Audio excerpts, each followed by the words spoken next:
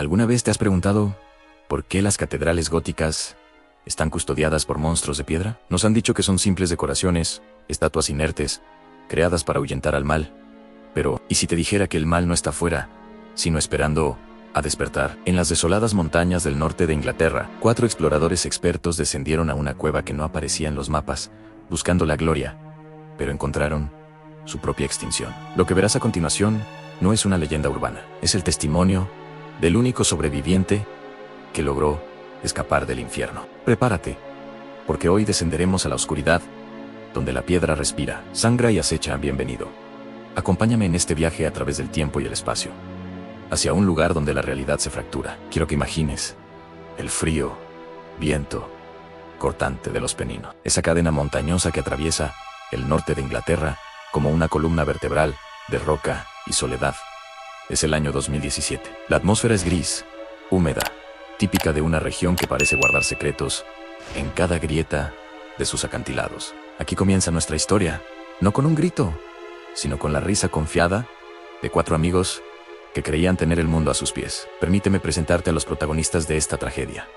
William Jones, Jacob Evans, Harry Wall y Oliver Taylor. No eran novatos, imprudentes. Eran hombres de ciencia y aventura, experimentados en el arte de la espeleología. Para ellos, la oscuridad de una cueva no representaba miedo, sino un desafío, un lienzo en blanco, donde escribir sus nombres en la historia de la exploración. William, en particular, sentía una atracción casi magnética por lo desconocido. Había escuchado rumores, susurros en las tabernas locales, sobre unas cavernas olvidadas en las cuevas de Stone Lake. La leyenda local no era alentadora. Los ancianos del pueblo hablaban de ese lugar como un sitio detenido en el tiempo, un ecosistema aislado donde la evolución había tomado un camino torcido y siniestro. Se decía que bajo la montaña habitaban animales que el hombre moderno jamás había catalogado. Pero, ¿acaso no es eso lo que busca todo explorador? El descubrimiento de una nueva especie es el santo grial de la biología. Impulsados por la curiosidad y la adrenalina, ignoraron que algunas leyendas se basan en advertencias de sangre y no en la fantasía. La jornada comenzó con un guía local, un hombre de pocas palabras que los condujo a través de senderos traicioneros hasta el pie de una montaña escarpada. Sin embargo, hubo un momento clave, un presagio que pasó desapercibido. El guía se detuvo antes de llegar a la cima, señaló el camino restante, pero se negó a dar un paso más. Sus ojos reflejaban un respeto antiguo, casi primitivo, por lo que yacía más arriba. William y sus amigos, cegados por el entusiasmo de la expedición, tomaron esto como una superstición rural y continuaron solos, cargando sus mochilas, cuerdas y equipos de grabación de alta definición. Al llegar al mediodía, encontraron la entrada. No era una cueva majestuosa a simple vista, sino una herida en la tierra, una boca oscura que exhalaba un aire viciado y frío. Mientras se equipaban ajustando sus cascos y encendiendo las luces LED, que serían sus únicos soles en las próximas horas, la camaradería reinaba. Había chistes, palmadas en la espalda y esa sensación de invencibilidad que solo la juventud y la experiencia otorgan. Pero aquí debo hacer una pausa y hablarte directamente a ti. Quizás te estés preguntando, ¿por qué? A lo largo de este relato, mencionaré constantemente el testimonio de William Jones. ¿Qué pasa con Jacob? ¿Qué hay de Harry y Oliver? La respuesta es tan fría como la cueva en la que entraron. William es nuestra única voz, porque los otros, jamás volvieron a ver la luz del sol. Aquel día, al cruzar el umbral de piedra hacia la oscuridad absoluta, no sabían que estaban entrando en un matadero diseñado por la naturaleza misma. La montaña no estaba vacía. La montaña tenía hambre, y ellos, con sus luces brillantes y sus ruidos ajenos, acababan de tocar el timbre de la cena. El descenso comenzó con la precisión mecánica de los profesionales, cuerda tras cuerda, mosquetón tras mosquetón. El sonido del metal chocando contra la roca resonaba como disparos en una catedral vacía. Bajaron aproximadamente 200 metros en vertical, dejando atrás la pálida luz de la entrada, hasta que ésta se convirtió en un recuerdo lejano, un punto insignificante sobre sus cabezas. Ahora, su mundo se limitaba al haz de luz de sus linternas y al eco de sus propias respiraciones. Al tocar el suelo de la primera gran galería, notaron algo inquietante. El aire allí abajo no estaba estancado, como suele ocurrir en profundidades similares. Al contrario, había una corriente gélida, un flujo constante que traía consigo un olor metálico, similar al cobre o a la sangre seca. William, siempre el observador, Anotó este detalle en su bitácora de voz a las 14 horas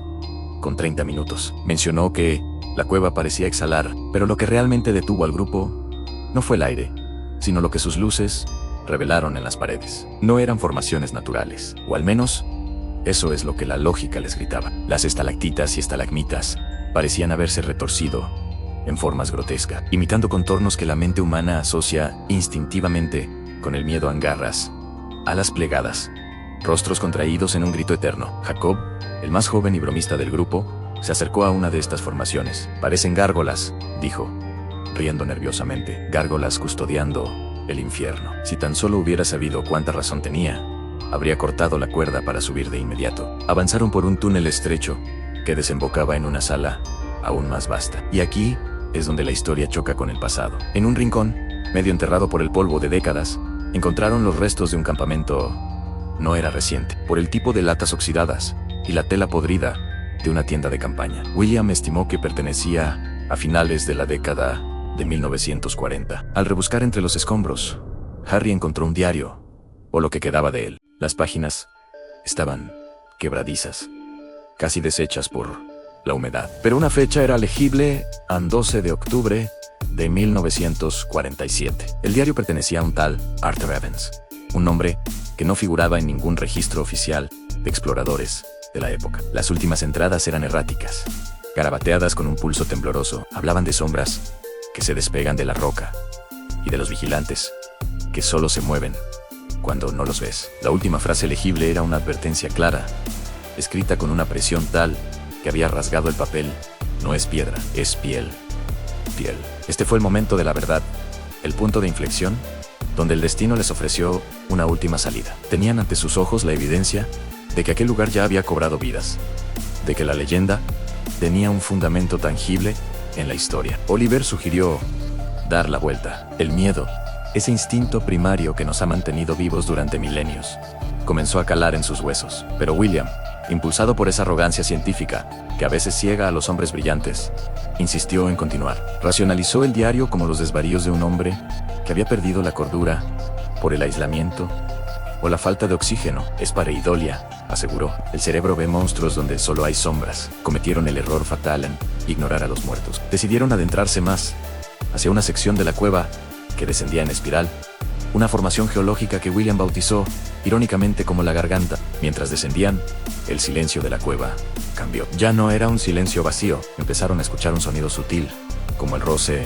de dos piedras de afilar, un crujido lento y rítmico que provenía de las paredes mismas. Te pregunto, espectador, ¿alguna vez has sentido que te observan en una habitación vacía? Multiplica esa sensación por 1000, en la oscuridad absoluta, bajo toneladas de roca. William iluminó una de las paredes cercanas. Juraría, aunque solo fuera por un segundo, que una de las formaciones rocosas que había visto al pasar había cambiado de posición. La estatua, esa gárgola natural, ya no miraba hacia el túnel, sino directamente hacia ellos. La trampa se había cerrado, y ellos acababan de caminar voluntariamente hacia el centro de la mandíbula. La tensión en la garganta era insoportable. El grupo avanzaba en fila india, con William a la cabeza y Jacob cerrando la marcha. El sonido de Rose era constante ahora, una fricción áspera que llenaba el espacio sonoro, impidiendo escuchar con claridad sus propios pasos. De repente, la luz de la linterna de William reveló una caverna gigantesca,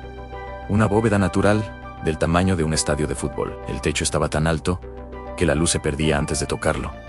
Y las paredes estaban repletas de ellas. Cientos, quizás miles. Formaciones que, a la distancia, parecían estalactitas deformes colgando boca abajo, o estalagmitas erguidas como centinelas. Pero al acercarse, la ilusión geológica se desmoronó. Oliver, con la cámara en mano, hizo zoom sobre una de las figuras más cercanas. A través de la lente de alta resolución, la textura de roca se reveló como algo muy diferente. Era una piel grisácea, dura y escamosa, perfectamente camuflada con el entorno mineral. Tenían garras aferradas a la piedra, alas membranosas plegadas sobre sus cuerpos y rostros bestiales, con ojos cerrados. Eran gárgolas vivientes. El pánico estalló en un instante. Jacob, que estaba al final, gritó. No fue un grito de sorpresa, sino de dolor puro y agonía. Al girarse, las luces de sus compañeros iluminaron una escena de pesadilla. Una de las criaturas se había desprendido del techo en absoluto silencio y había caído sobre él. No hubo lucha heroica. La criatura, de casi 2 metros de altura, con una fuerza descomunal, levantó a Jacob como si fuera un muñeco de trapo, en cuestión de segundos, y ante la mirada paralizada de sus amigos, la bestia ascendió volando hacia la oscuridad del techo, llevándose a Jacob, cuyos gritos se fueron apagando mientras era arrastrado a las tinieblas superiores. El caos se apoderó del grupo restante. William, Harry y Oliver corrieron, no hacia la salida que estaba bloqueada por estas criaturas, sino hacia el interior de la cueva, buscando cualquier refugio, cualquier grieta, donde esconderse. Las estatuas a su alrededor comenzaron a despertar. El sonido de la piedra crujiendo era en realidad el sonido de sus articulaciones, desentumeciéndose tras un letargo desconocido. Los ojos de las criaturas se abrieron, y no reflejaban la luz como los de un animal normal. Brillaban con una bioluminiscencia rojiza, adaptada a la oscuridad total. Se refugiaron en una pequeña hendidura,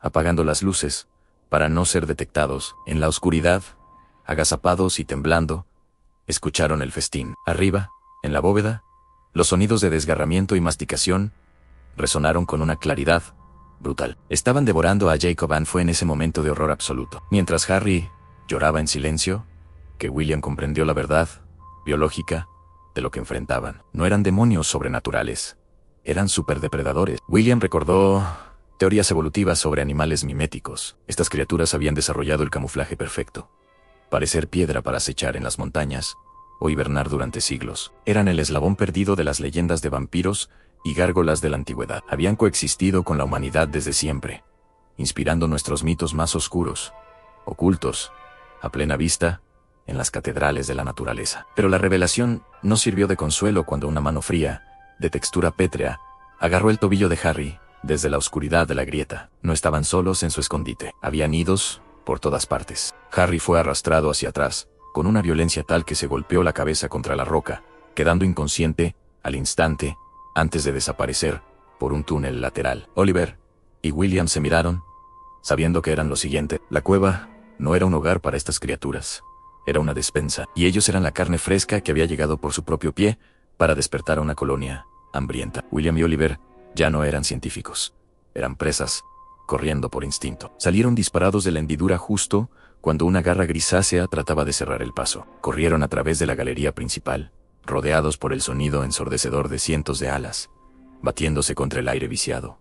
No miraban atrás, no hacía falta. Los chillidos agudos, una mezcla entre el graznido de un ave rapaz y el rugido de un león, les indicaban que la colonia entera estaba despierta y en plena cacería. El ascenso fue un calvario físico y mental. Llegaron a la base de la cuerda por la que habían descendido horas antes. Aquellas horas que ahora parecían pertenecer a otra vida. Oliver, preso del pánico, comenzó a trepar primero. Sus manos temblaban, resbalando en la roca húmeda, pero la adrenalina le daba una fuerza sobrehumana. William se quedó abajo, iluminando el techo con su linterna, actuando como vigía. Lo que vio lo heló hasta la médula. Las criaturas no volaban directamente hacia ellos. Trepaban por las paredes con movimientos espasmódicos, rápidos y silenciosos, como arañas gigantes, hechas de piedra y odio. «¡Sube rápido, Oliver! Por el amor de Dios», gritó William en Oliver.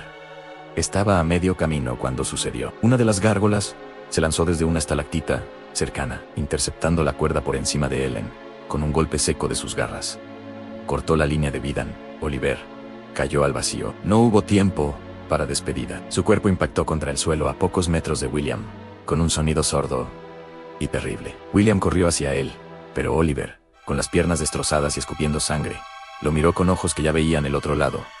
«Vete», susurró. Ellas tienen hambre». William no quería dejarlo, pero la sombra de 3 criaturas se cernía sobre el cuerpo caído de su amigo. En un acto de desesperación, William corrió hacia un pasaje lateral estrecho, uno que habían ignorado al bajar, porque parecía un callejón sin salida. Resultó ser una chimenea natural, un tubo vertical y claustrofóbico, que conectaba con los niveles superiores. Trepó sin cuerdas, raspándose la piel, rompiéndose las uñas, impulsado únicamente por el sonido de la masacre que ocurría a sus espaldas. Podía escuchar cómo las bestias se disputaban los restos de Oliver. Tardó 3 horas en salir. 3 horas de oscuridad total, arrastrándose por túneles donde apenas cabía su cuerpo, sintiendo a cada momento que una mano de piedra le agarraría el tobillo para arrastrarlo de nuevo al infierno. Cuando finalmente vio un rayo de luz natural filtrándose por una grieta, lloró, no de alegría, sino de puro terror. Al salir a la superficie, la noche había caído sobre los peninos. El aire fresco le quemó los pulmones. William fue encontrado,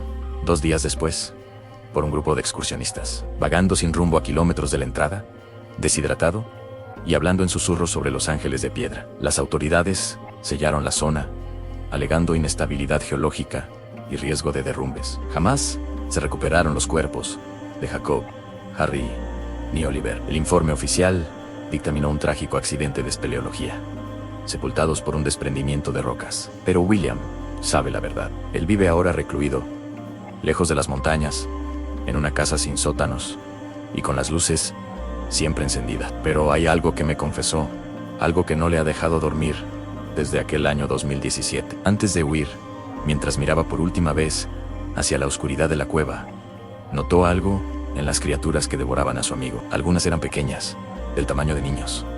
Eran crías.